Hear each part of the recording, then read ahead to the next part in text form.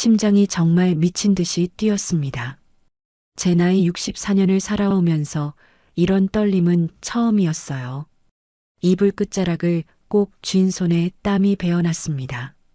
그리고 그 순간 제 다리에서 저도 모르게 힘이 스르르 빠져나갔어요. 그리고는 침대 가장자리에 완전히 주저앉고 말았죠. 그가 제 손을 조심스럽게 잡았습니다.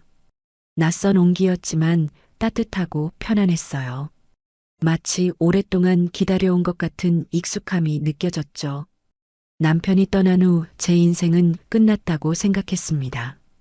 하지만 이제야 알겠어요. 내 인생은 지금 다시 시작되고 있다는 것을. 이야기 시작하기 전 좋아요와 구독, 알림 설정 눌러주시고 댓글도 달아주세요. 여러분에게 큰 행운이 찾아갈 거예요. 저는 정은재, 올해 64입니다. 두 딸은 모두 출가해서 각자의 삶을 살고 있고 전 이 고요한 시골 마을에서 작은 반찬 가게를 운영하며 혼자 지내고 있죠. 남편이 세상을 떠난 지 1년이 지났습니다. 아직도 새벽에 눈을 뜨면 옆자리가 허전해 손을 뻗곤 하죠. 하지만 이제는 눈물이 나지 않아요. 슬픔도 시간이 지나면 무뎌지나 봅니다. 오늘도 새벽 4시에 일어나 김치와 장아찌를 담그고 무말랭이를 다듬었습니다. 손맛이 좋다는 소문이 나서인지 가게는 늘 손님들로 북적입니다. 그래도 가끔은 이 모든 것이 무의미하게 느껴질 때가 있어요. 누구를 위해 이렇게 부지런히 살고 있는 걸까 하는 생각이 들 때면 가슴이 먹먹해지곤 하죠. 어머, 정 사장님, 오늘도 일찍 오셨네요? 가게 문을 열자마자 동네 이장님 부인이 들어오셨어요. 늘 저보다 더 부지런한 분이죠. 네, 뭐 할 일이 있어야 시간이 빨리 가니까요. 웃으며 대답했지만 사실 집에 혼자 있는 것보다 가게에 있는 게 덜 외롭거든요. 사람 냄새가 나니까요. 그날 오후였습니다. 처음 보는 손님이 가게에 들어오셨어요. 키가 크고 단정한 모습의 남자분이었죠. 머리는 거의 하얗게 새었지만 등은 꼿꼿하고 눈빛은 맑았습니다. 반찬 좀 사려고 하는데요. 추천해 주실 만한 게 있을까요?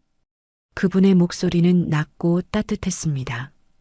오랫동안 말을 많이 하지 않은 사람 특유의 거친 듯 하면서도 부드러운 음색이었죠. 오늘 만든 깻잎 장아찌가 좋을 것 같네요.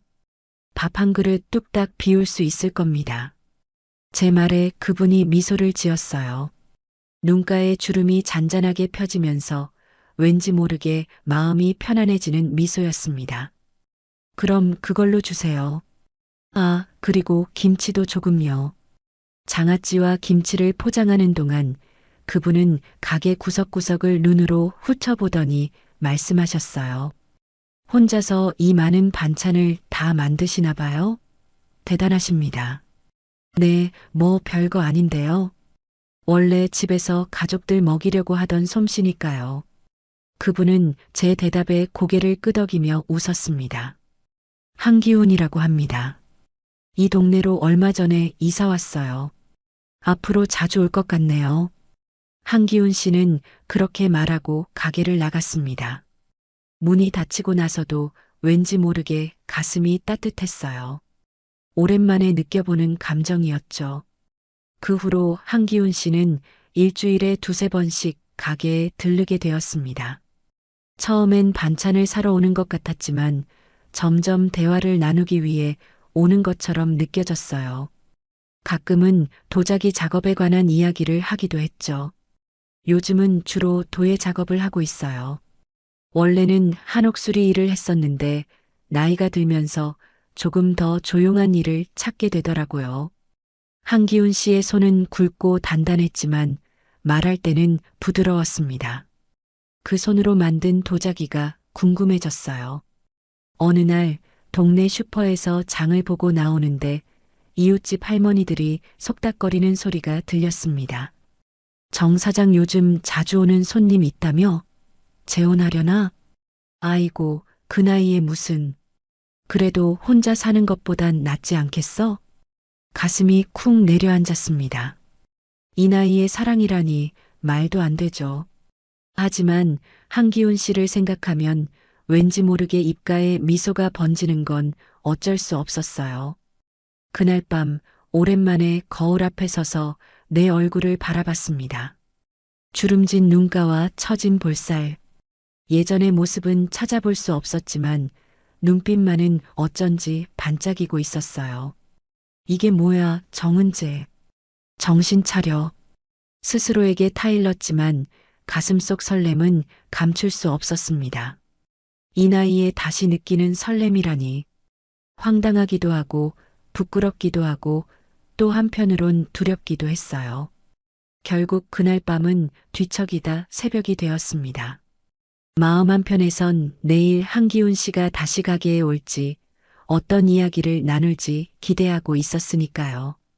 한기훈 씨는 참 별난 사람입니다. 처음엔 그저 반찬 사러 오는 단골 손님이었는데 어느새 가게에 오면 한참을 이야기하고 가는 사이가 되었죠. 그분의 이야기를 들으면 들을수록 궁금증이 커져갔습니다. 어느 날 한기훈 씨가 작은 상자를 들고 가게에 들어왔어요. 정 사장님, 이거 작은 선물인데 괜찮으시면 받아주세요.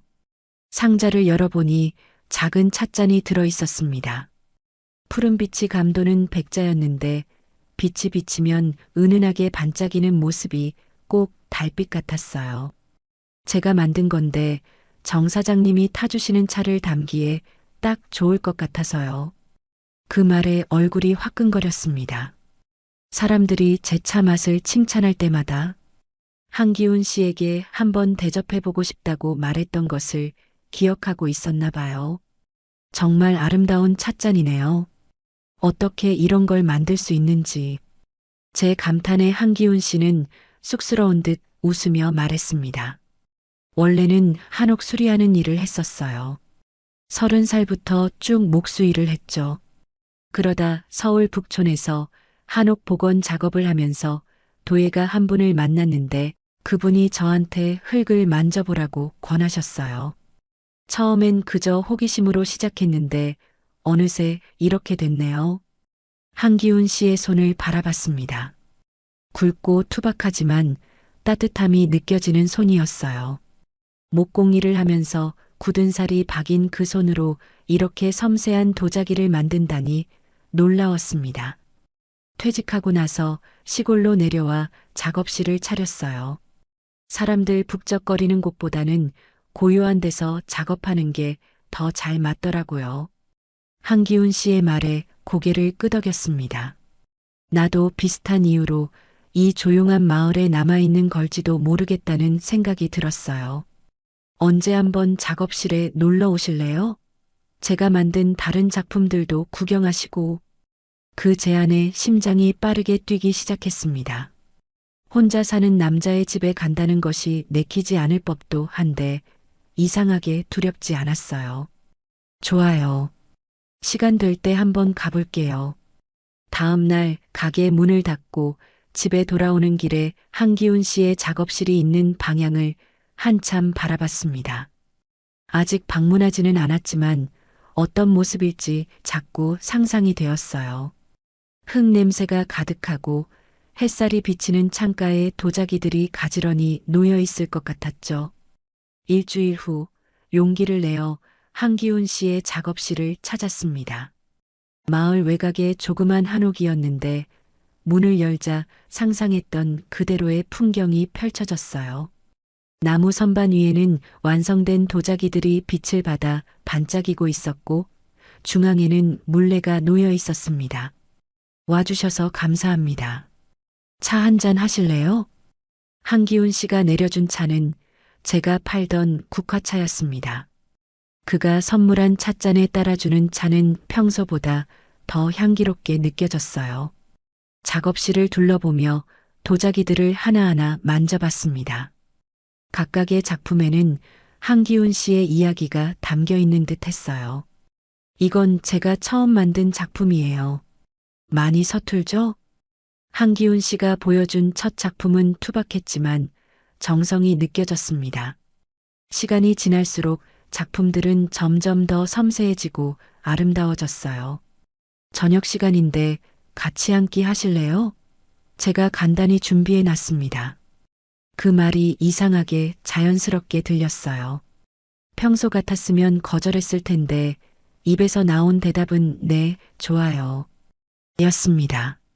한기훈 씨와 함께하는 시간이 편안하게 느껴졌거든요. 그의 과묵함 속에 담긴 따뜻함이 좋았습니다.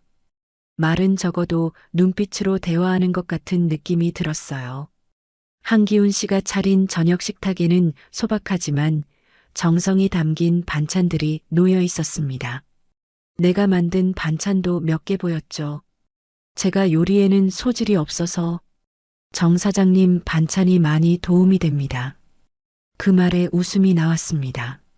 처음으로 누군가의 식탁에 내 반찬이 오른다는 사실이 뿌듯했어요. 한기훈 씨와 저녁을 함께 한 지 한 달쯤 지났을까요? 봄바람이 살랑이는 어느 주말 갑자기 서울에서 둘째 딸 유진이가 내려왔습니다. 직장일이 바빠 명절에도 잘 오지 못했는데 갑작스러운 방문이 의아했죠. 엄마, 요즘 남자친구라도 생겼어? 식탁에 앉자마자 유진이가 던진 질문에 숟가락을 떨어뜨릴 뻔했습니다. 어떻게 알았을까 싶었는데 동네 어르신이 큰딸에게 전화를 했고 그 소식을 유진이가 들었다는 거예요. 뭐, 그냥 가끔 가게에 오는 손님이야. 별거 아니야. 시선을 피하며 대답했지만 유진이의 날카로운 눈빛을 피할 수는 없었습니다. 엄마, 그 사람이 누구예요? 어떤 사람인지는 알아봤어요?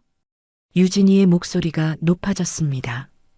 평소 차분한 아이가 이렇게 흥분하는 모습은 처음이었어요. 한기훈 씨는 괜찮은 사람이야. 도에 가고 과묵하지만 다정한 사람이야. 제 말에 유진이는 한숨을 내쉬더니 고개를 저었습니다. 엄마 아빠 돌아가신 지 1년밖에 안 됐잖아요. 그리고 그 사람 뭘 보고 믿어요? 요즘 노인들 노리는 사기꾼 많다던데. 가슴이 철렁 내려앉았습니다. 유진이의 말이 틀린 건 아니었어요. 한기훈 씨에 대해 얼마나 알고 있을까 생각해 보니 그저 그와 나눈 대화와 느낌만으로 신뢰하고 있었습니다. 유진아, 엄마가 어리석은 사람은 아니잖니. 한기훈 씨는 내 돈이나 가게를 바라는 사람이 아니야. 말은 그렇게 했지만 마음속으로는 흔들리기 시작했습니다. 정말 내가 잘 알지도 못하는 사람에게 마음을 열고 있는 건 아닐까? 딸의 걱정이 갑자기 현실적으로 다가왔어요. 그래도 엄마 좀 더 알아보고 천천히 생각해 보세요. 서두를 것 없잖아요. 유진이의 말이 맞았습니다. 서두를 필요는 없었어요. 하지만 한기훈 씨를 생각하면 여전히 마음이 따뜻해지는 건 어쩔 수 없었습니다. 그날 저녁 유진이가 서울로 돌아간 후 한기훈 씨에게서 전화가 왔어요. 정 사장님, 내일 시간 되시면 잠깐 뵈도 될까요? 목소리가 평소와 달리 무거웠습니다. 저도 모르게 유진이의 말이 떠올랐어요. 의심의 씨앗이 자라기 시작한 걸까요? 네, 가게에서 봬요. 다음 날 한기훈 씨는 약속 시간보다 일찍 가게에 나타났습니다. 평소와 달리 굳은 표정이었어요. 정 사장님, 제가 말씀드리지 않은 것이 있어요. 갑작스러운 고백에 가슴이 덜컥 내려앉았습니다. 혹시 유진이 말처럼 뭔가 숨기고 있는 걸까 하는 불안감이 밀려왔어요. 사실 저도 결혼한 적이 있었습니다. 한기훈 씨의 눈에 슬픔이 어렸습니다. 그는 천천히 자신의 과거를 이야기하기 시작했어요. 아내가 있었습니다. 미네라고 5년 전에 암으로 떠났어요.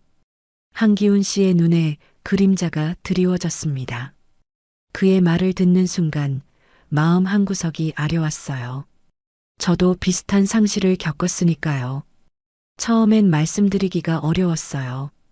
이제 와서 새로운 인연을 만나는 게 죄스러운 것 같기도 하고 한기훈 씨의 고백을 들으며 안도감과 동시에 묘한 감정이 올라왔습니다. 유진이가 걱정했던 것과 달리 그는 정직한 사람이었어요. 하지만 미네라는 이름을 들으니 왠지 모를 불안감도 느껴졌죠. 이해해요. 저도 비슷한 마음이니까요. 그날 이후 우리의 관계는 더 깊어졌습니다. 서로의 상실에 대해 이야기하고 함께 웃고 울 수 있었어요. 하지만 마음 한구석에선 여전히 의문이 남아 있었습니다. 한기훈 씨에게 미네라는 존재가 어떤 의미였는지, 그리고 그 자리를 내가 채울 수 있을지. 어느 날 한기훈 씨의 작업실에 혼자 있게 되었습니다. 그가 재료를 사러 잠시 나간 사이 작업실을 둘러보다가 선반 깊숙한 곳에 놓인 오래된 도자기를 발견했어요. 다른 작품들과 달리 이 도자기는 유약도 입히지 않은 채 그대로 보관되어 있었죠. 호기심에 도자기를 들어 올렸습니다. 그리고 무심코 바닥을 살펴보다가 깜짝 놀랐어요. 도자기 밑바닥에는 작은 글씨로 미네에게 우리의 10주년을 기념하며 2018.4 10이라고 새겨져 있었거든요. 손이 떨렸습니다. 이건 분명 한기훈 씨가 아내에게 선물하려고 만든 도자기였을 텐데 완성하지 못한 채 그녀가 세상을 떠났나 봅니다. 도자기를 내려놓으려는데 실수로 제 옷에 부딪혀 바닥에 떨어졌어요. 어떻게? 다행히 완전히 깨지진 않았지만 금이 가버렸습니다. 당황한 마음에 얼른 원래 자리에 놓으려 했어요. 그때 한기훈 씨가 돌아왔습니다. 무슨 일이에요? 제가 망가뜨린 도자기를 보는 그의 표정이 굳어졌습니다. 눈빛이 슬픔으로 가득 찼어요. 정말 죄송해요. 실수로. 제가 배상할게요. 한기훈 씨는 말없이 도자기를 손에 들었습니다. 그리고 천천히 밑바닥의 글씨를 손가락으로 쓸었어요. 이건 미네가 세상을 떠나기 전에 만들던 거였어요. 10주년 기념일에 완성하려고 했는데 그 전에 그녀가 말을 잇지 못하는 한기훈 씨를 보며 가슴이 아팠습니다. 그에게 미네라는 존재는 아직도 현재 진행형이구나 싶었어요. 죄송해요.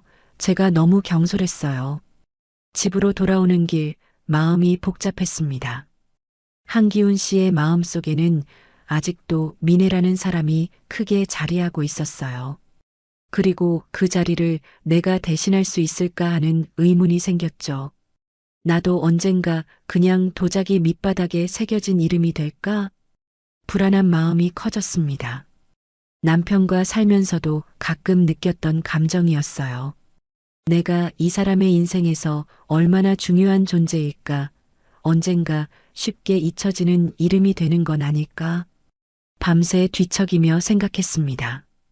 한기훈 씨와의 관계를 어떻게 해야 할지, 그가 정말 과거를 뒤로하고 나와 새로운 미래를 생각하고 있는 건지, 도자기에 새겨진 그 이름이 자꾸만 머릿속을 맴돌았어요.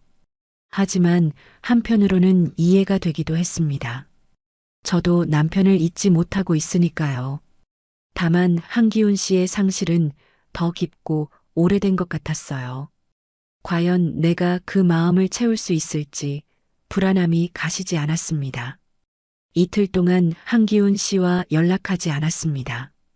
그도 전화하지 않았고 저도 연락할 용기가 나지 않았어요.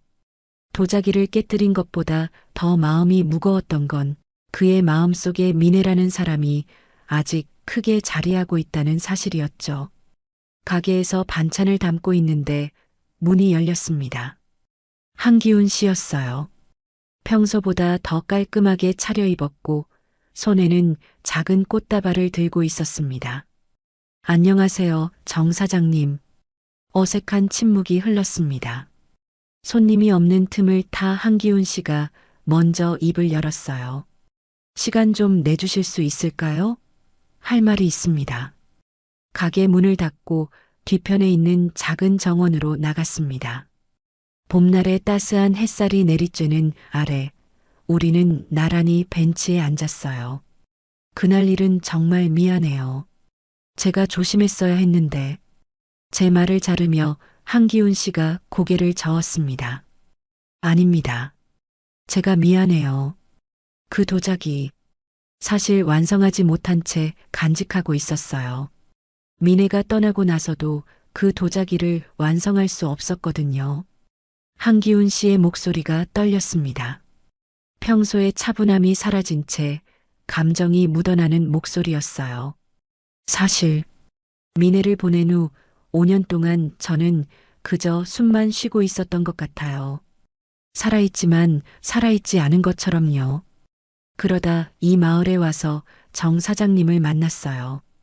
한기훈 씨의 눈빛이 달라졌습니다. 제 눈을 똑바로 바라보는 그 눈에는 진심이 담겨 있었어요. 정 사장님이 주시는 반찬을 먹으면서 처음으로 다시 맛을 느꼈어요.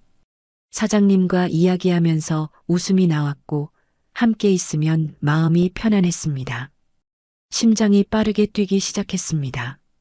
한기훈 씨의 말 한마디 한마디가 가슴에 깊이 와닿았어요. 미네는 제 과거예요. 소중한 과거죠. 하지만 정 사장님은 제 오늘이에요. 그리고 내일이 되어주셨으면 해요. 목이 메었습니다.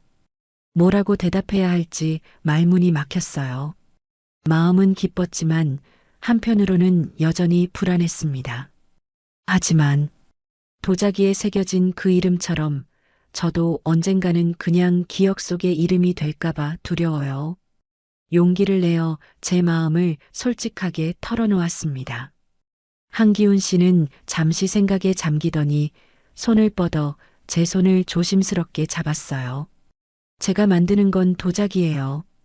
흙을 빚어 형태를 만들고 불에 구워 단단하게 만들죠.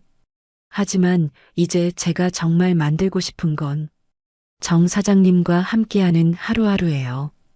한기훈 씨의 말에 눈물이 왈칵 쏟아졌습니다. 오랫동안 닫아두었던 마음의 문이 조금씩 열리는 기분이었어요. 제가 만든 도자기들은 수백 년을 갈 수도 있어요. 하지만 그건 그저 흙일 뿐이죠. 정 사장님과 나누는 이 순간들, 이 감정들이 진짜 소중한 거예요. 한기훈 씨가 꽃다발을 내밀었습니다. 들꽃으로 소박하게 묶은 꽃다발이었어요. 새롭게 시작해 볼까요? 과거의 상처는 인정하되 미래를 함께 그려나가는 거예요. 눈물을 닦으며 꽃다발을 받았습니다. 은은한 들꽃 향기가 봄바람을 타고 퍼졌어요. 처음으로 한기훈 씨에게 기대어 고개를 끄덕였습니다. 네, 함께 시작해보고 싶어요. 그 순간 마음속에 쌓여있던 불안과 두려움이 조금씩 녹아내리는 것을 느꼈습니다. 서로의 상처를 이해하고 인정하는 순간 우리는 한 걸음 더 가까워진 것 같았어요. 시간은 빠르게 흘러 여름이 되었습니다. 한기훈 씨와 저는 매일 아침 전화로 하루를 시작하고 저녁이면 함께 산책을 하는 일상이 자리 잡았어요. 삶에 새로운 리듬이 생겼달까요? 홀로 지내던 날들과는 다른 누군가를 기다리고 함께하는 기쁨이 있었습니다.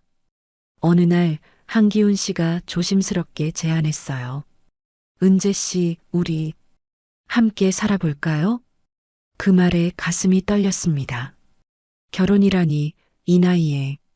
하지만 한편으로는 기대감도 컸어요. 남은 인생을 혼자가 아닌 함께 할 수 있다는 생각이 행복했습니다. 네, 좋아요. 하지만 딸들에게 어떻게 말해야 할지. 특히 유진이가 걱정됐어요. 첫째 미경이는 괜찮을 것 같았지만 둘째 유진이는 여전히 한기훈 씨를 의심하고 있었으니까요. 한기훈 씨는 제 손을 꼭 잡아주었습니다. 함께 말해요. 제가 정성껏 설명할게요. 다행히 딸들과의 대화는 생각보다 수월했습니다. 미경이는 엄마도 이제 행복해야죠. 라며 바로 축하해줬어요. 유진이는 처음엔 말없이 듣기만 했지만 한기훈 씨가 진심을 담아 이야기하자 조금씩 마음을 열기 시작했습니다. 저도 아직 엄마에게 충분한 사위는 아닌 것 같아요. 하지만 진심으로 은재 씨를 행복하게 해드리고 싶습니다. 한기훈 씨의 말에 유진이가 마침내 고개를 끄덕였어요. 엄마가 행복하다면 저도 응원할게요. 하지만 무슨 일 있으면 바로 연락하세요. 가게 정리는 생각보다 쉽지 않았습니다. 10년 넘게 운영해온 곳이라 추억이 가득했어요. 하나하나 물건을 정리하며 지난 날을 되돌아봤습니다. 남편과 함께 시작했던 가게, 딸들이 학교 다닐 때 도와주곤 했던 추억들. 문득 눈물이 났지만 그건 슬픔보다는 감사함에 가까웠어요. 단골 손님들에게 가게를 닫는다는 소식을 전했습니다. 모두들 놀라워했지만 이유를 알고 나서는 기뻐해 주셨어요.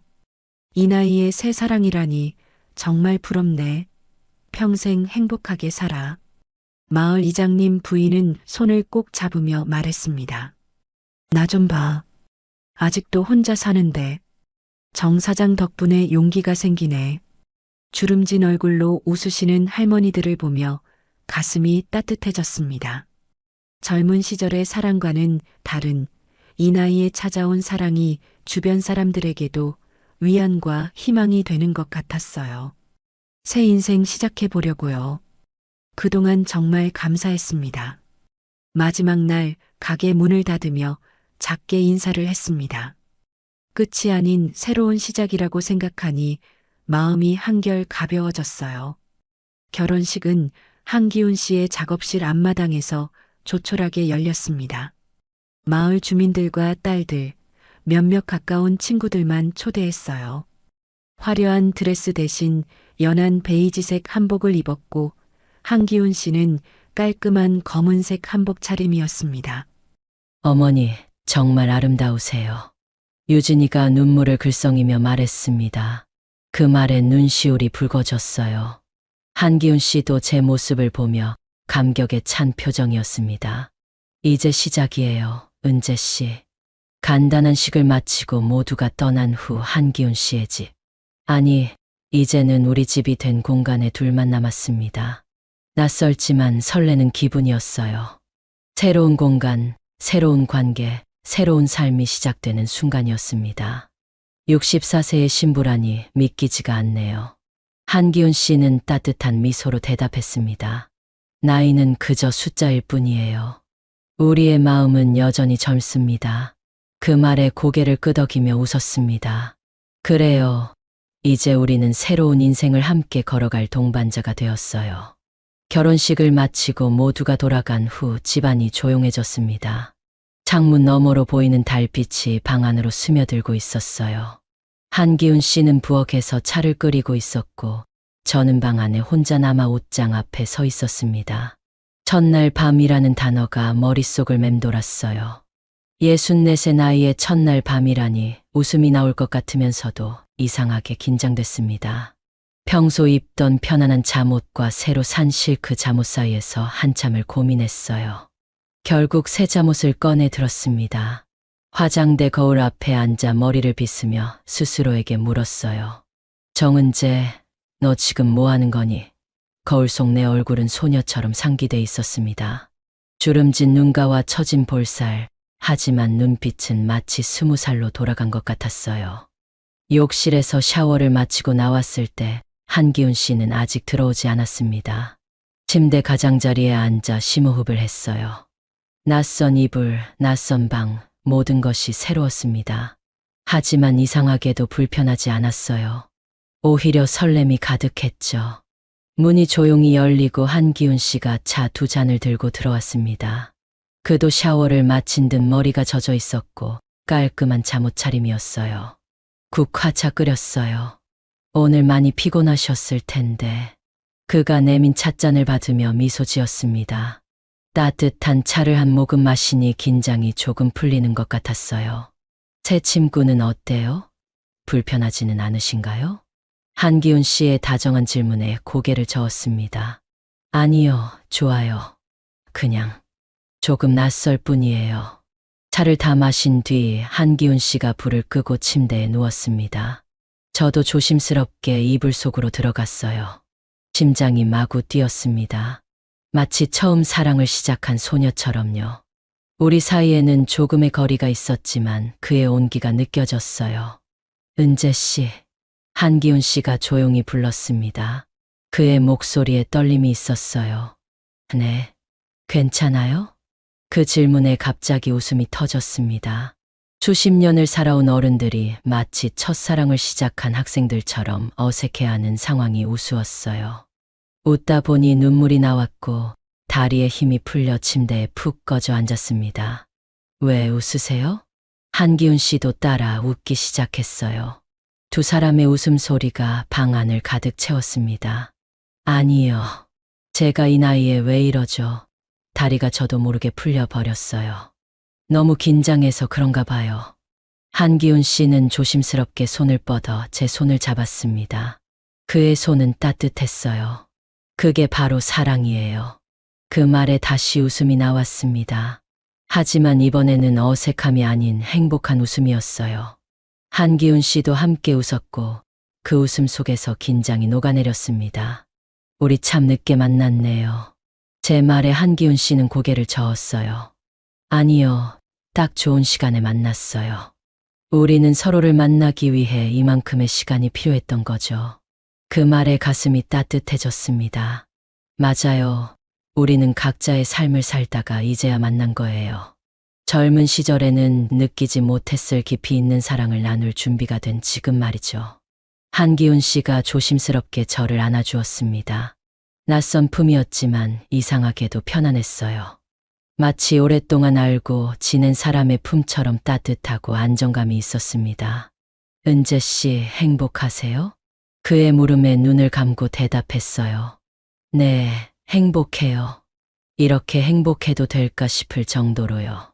첫날 밤, 우리는 그렇게 서로의 온기를 나누며 새로운 시작을 맞이했습니다. 60이 넘은 나이에 찾아온 사랑이었지만 그 떨림과 설렘은 첫사랑과 다르지 않았어요. 다만 더 깊고 더 단단했을 뿐입니다. 아침 햇살이 창문을 통해 부드럽게 스며들었습니다. 눈을 뜨니 낯선 천장이 보였어요. 잠시 어리둥절했지만 곧 어제의 기억이 떠올랐습니다. 옆자리를 더듬었는데 한기훈 씨는 이미 일어난 듯했어요. 침대에서 나와 거실로 향했습니다. 창가에서 아침 햇살을 받으며 서 있는 한기훈 씨의 뒷모습이 보였어요. 그는 무언가 깊은 생각에 잠겨 있는 듯했습니다. 잘 주무셨어요? 제 목소리에 한기훈 씨가 돌아봤습니다. 그의 얼굴에는 따스한 미소가 번져 있었어요. 네, 오랜만에 정말 편안하게 잤습니다. 부엌에서는 커피 향이 진하게 퍼지고 있었어요. 한기훈 씨가 테이블 위에 놓인 봉투를 집어들었습니다.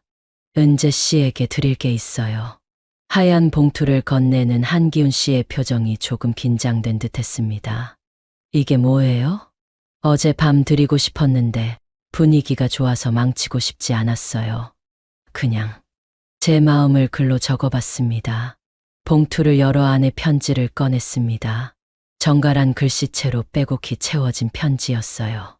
천천히 읽기 시작했습니다. 은재 씨에게. 늦은 나이에 찾아온 사랑이 이렇게 설렐 줄 몰랐습니다. 처음 만났을 때 은재 씨의 반찬 가게에서 느꼈던 그 따뜻함이 저를 살아있게 했습니다. 사랑은 나이에 따라오는 게 아니라 사람에 따라온다고 믿게 해줘서 고맙습니다.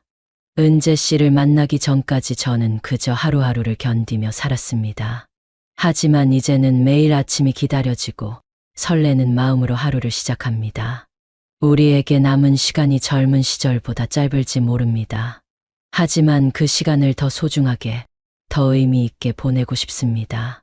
은재 씨와 함께라면 저는 모든 순간이 특별할 것 같습니다. 항상 곁에 있겠습니다. 한기훈 드림. 눈물이 글썽였습니다. 편지를 접고 한기훈 씨를 바라봤어요. 고마워요. 당신을 만나기 전에는 미래라는 게 그저 흘러가는 시간일 뿐이었는데 이제는 기대되는 시간이 되었어요. 테이블 위로 손을 뻗어 한기훈 씨의 손을 꼭 잡았습니다.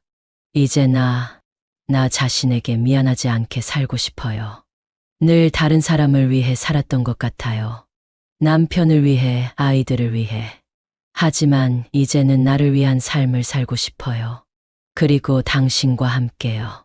한기훈 씨의 눈에도 눈물이 고였습니다. 그는 제 손을 꼭 쥐며 고개를 끄덕였어요. 함께 행복한 날들을 만들어가요, 은재 씨. 아침 식사를 준비하면서 마음이 평온해졌습니다. 2개의 그릇, 2개의 젓가락, 2개의 컵. 모든 것이 새롭게 느껴졌어요.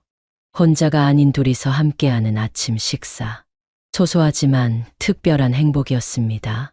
식사를 마친 후 한기훈 씨는 작업실로 향했고 저는 새로운 집 구석구석을 정리했습니다.